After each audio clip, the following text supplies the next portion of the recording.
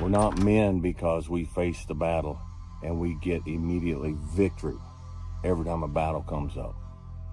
We're men because we face the battle and we stay in the battle when we feel like we're losing and we feel like we're getting beat up. But we stay in there and we keep fighting and we plant our feet and we say, until death do I part. This is me, and I will fight this battle, regardless of what the battle is. Being tired is part of fighting.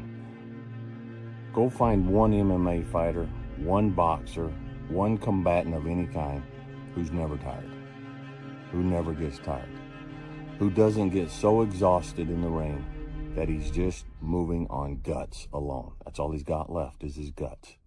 All they have left is the will to get back up again. Start walking. You got to start walking because the perspective's not going to change. You have to start moving forward. You have to start taking steps in order to improve your vision, improve your perspective, change your perspective, make some kind of progress. And worst case scenario, you figure out that you walked the wrong direction. Okay, now you can go walk in the other direction. And that's going to be fine. But standing there lost and not doing anything is just waiting to die, waiting to starve to death. Don't let that happen. Unchosen suffering is going to happen in life. Your parents are going to pass away, loved ones are going to die, your relationships are going to break down, your body is going to fail you, you're going to become ill or sick or destitute. Things are going to happen that you have no control over. And the only way that you can prepare yourself for unchosen suffering is with chosen suffering. Right. You can elect to put yourself into a position to become a stronger alloy of whatever the metal is that you're made of. And by purposefully choosing difficult things, you will armor yourself against that situation. It's still going to suck, but think about how much more fragile you would be if you hadn't overcome all of this stuff. We spoke about this yesterday. Every single person that I know that is incredibly successful in a balanced way and has a good perspective on it elects to do very hard things regularly. It humbles them, it reminds them that they're just mortal, and it also means that if the entire mainstream media apparatus tries to come down on top of you, let's say, just as a hypothetical, let's say that occurs, that you can deal with it because you know that you've dealt with 1,000 disgusting kettlebell workouts followed by a cold tub. Is another word for obsession. When you are obsessed, you're automatically focused. If you're obsessed with something, when you wake up in the morning, that's on your mind. In the middle of the day, that's on your mind. When you lay down to go to sleep at night, my obsession is on my mind. Today will be that day.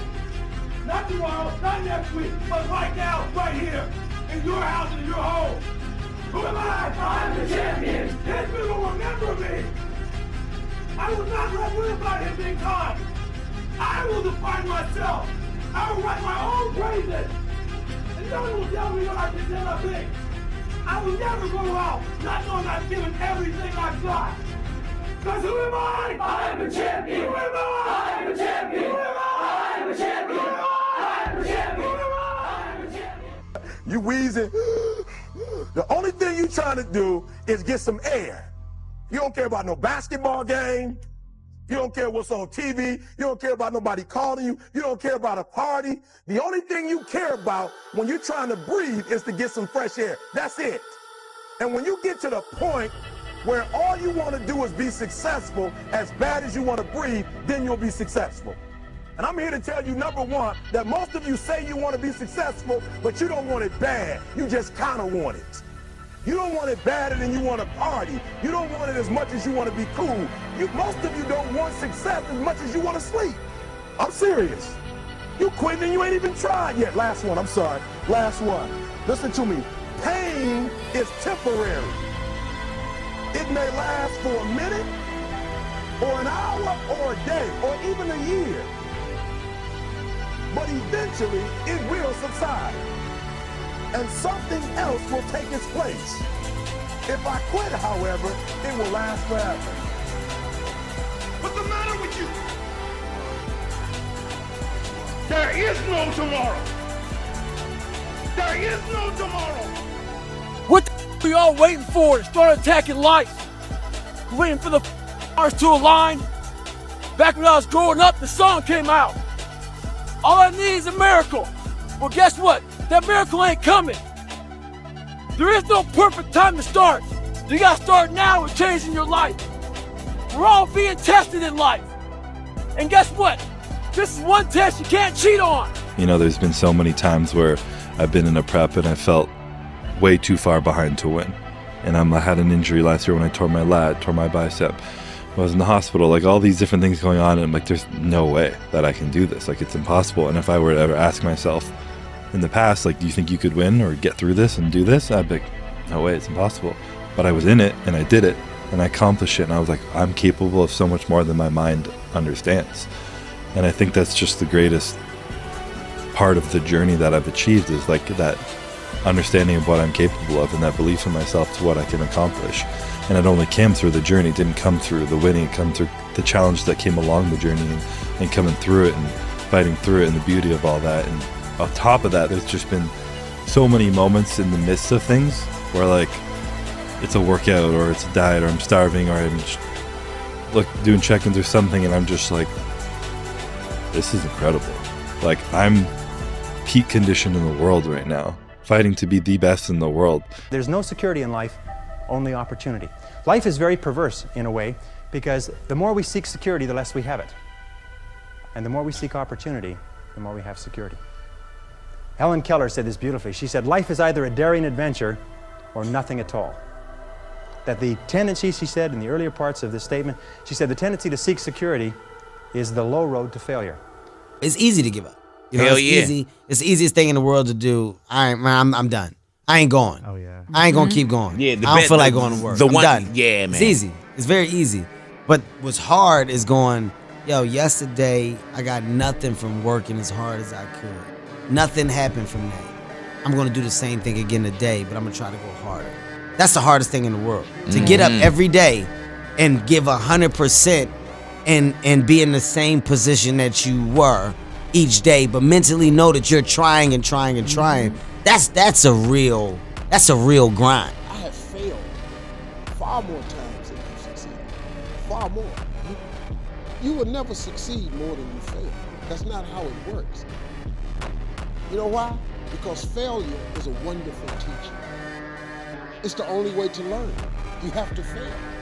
Failure is a part of the process to becoming successful. I tell people this all the time. Michael Jordan, the greatest basketball player in the world, he took 946 game-winning shots.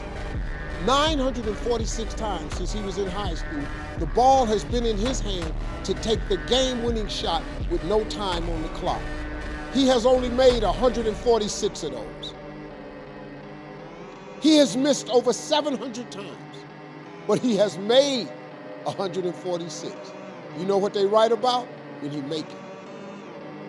They write about when you make it. So guess what? When you get through failing, all you gotta do is make one. Most people don't know this, but there's a brain structure called the anterior mid-cingulate cortex. As we pointed out before, that's a noun, it's a name, it doesn't mean anything. We could call it the Cookie Monster. Right. But what's interesting about this brain area is there are now a lot of data in humans, that's a mouse study, showing that when people do something they don't want to do, like add 3 hours of exercise per day or per week, or when people who are trying to diet and lose weight resist eating something. Right. When people do anything that they, and this is the important part, that they don't want to do. Right. It's not about adding more work, it's about adding more work that you don't want to do. This brain area gets bigger. Now here's what's especially interesting about this brain area to me. And by the way, I'm only learning this recently because it's new data, but there's a lot of it. The anterior mid-cingulate cortex is smaller in obese people. It gets bigger when they diet. It's larger in athletes. It's especially large or grows larger in people that see themselves as challenged and overcome some challenge. And in people that live a very long time, this area keeps its size. In many ways, scientists are starting to think of the anterior mid-cingulate cortex not just as one of the seats of willpower, but perhaps actually the seat of the will to live. And he said to me, my grandfather walked 10 miles to work every day. My father walked 5. I'm driving a Cadillac. My son is in a Mercedes. Said my grandson will be in a Ferrari. But he said my great-grandson will be walking again. So I asked him, I said, well, why is that? And he said to me,